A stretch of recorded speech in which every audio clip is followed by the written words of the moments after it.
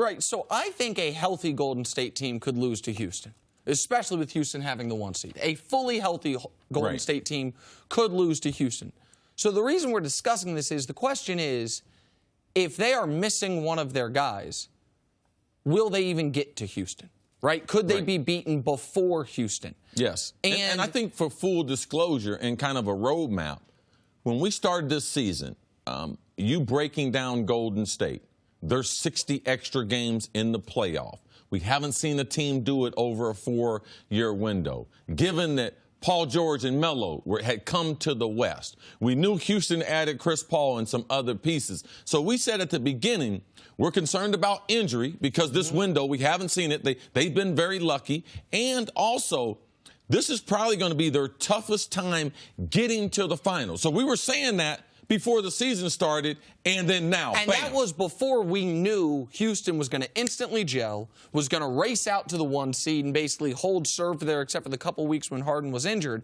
And so the point that I want to make is this. I think what they're, obviously Clay's got a slight hairline fracture in his thumb, so he has to be out. Kevin Durant, they are being cautious. Draymond Green, they are being cautious. Steph, they might be cautious Steph, too. they are being cautious, but you have reason. But it's more serious. Right. It's more serious, and you have reason to worry about it recurring. Right now, like, San Antonio's tied for the 7 seed. Like, if you had San Antonio with Kawhi coming back in round 1, Portland in round 2, you need a fully healthy roster. Like, so the injury that I am concerned about is Steph Curry. I'm not worried about him being rusty. I saw him miss a game in the playoffs, miss a few games, come back, score 17 in overtime, and declare I'm back a few years ago against Portland. Not worried about rust. I am worried about that ankle injury recurring, because they will not, I will tell you this much, if Steph Curry sprains his ankle in the postseason, they will not make him play through that.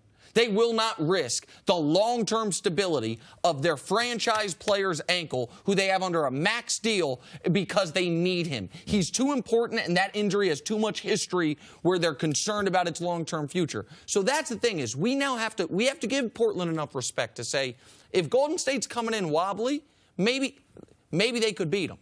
And the thing it does is, people in Golden State might not call it a successful season beginning of the season, if they had lost to Houston in the finals. All right? But now, because these injuries, we gotta start walking it back to, wow, can they get Nick Wright? Can they get Gott in the second round, or before they get to the finals? I believe that conference finals. Yeah.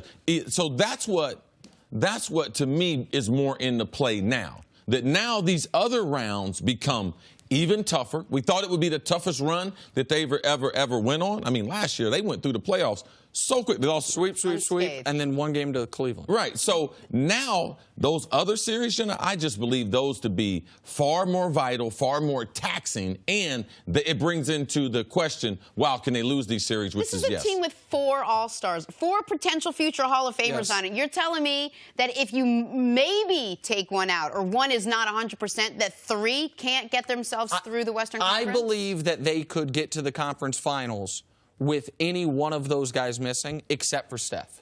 Now, CC, I know, thinks that all 4 are very, very critical to them.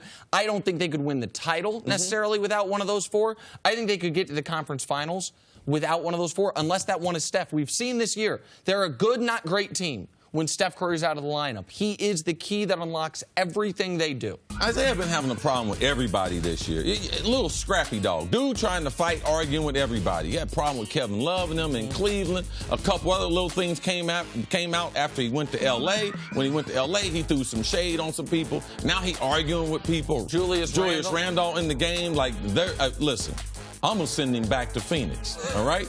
All right, he ain't like playing with the King. Don't like playing with the Lakers. Listen, I'm going to send you to Phoenix, okay, where people are going to die right now.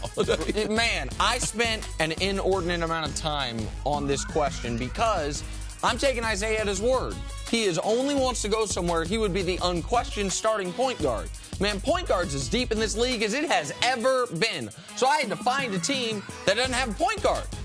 So, Isaiah, you going to Orlando, evidently. Like, you go into the Magic. They got rid of Elfrid Payton. Right. They still haven't been able to find their point guard. So, Isaiah Thomas, Orlando Magic, collision course. I guess, like, I'm trying to give you your wish. Be a starting point guard. Yeah, you already been to a handful of teams. Right, been to a bunch of teams. You haven't touched on that corner of the country yet, though. Right, you know what I mean?